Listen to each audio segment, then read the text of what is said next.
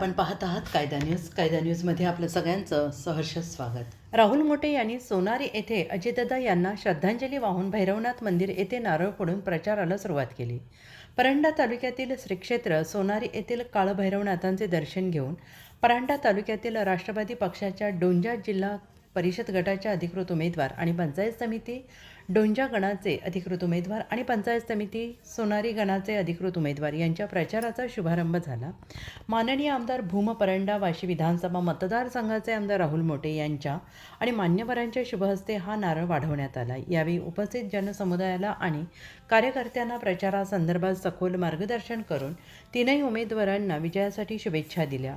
आपल्या भूम परंडा वाशी तालुक्याच्या सर्वांगीण विकासासाठी आणि उज्ज्वल भविष्यासाठी राष्ट्रवादी पक्षाच्या उमेदवारांना प्रचंड बहुमताने विजयी करा असे आवाहन त्यांनी यावेळेस केले. आणि ते पुढे म्हणाले की ही निवडणूक केवळ उमेदवार निवडण्याची नसून आपल्या गटाची गणाची आणि गावाच्या भविष्याची दिशा ठरवणारी आहे.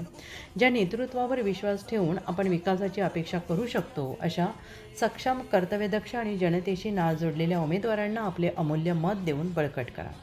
येणाऱ्या 7 फेब्रुवारीला राष्ट्रवादीचे चिन्ह घड्याळ या चिन्हासमोरील बटन दाबून राष्ट्रवादी उमेदवारांना भरघोस मताने विजयी करा असे आवाहन राहुल मोटे यांनी केलं आहे.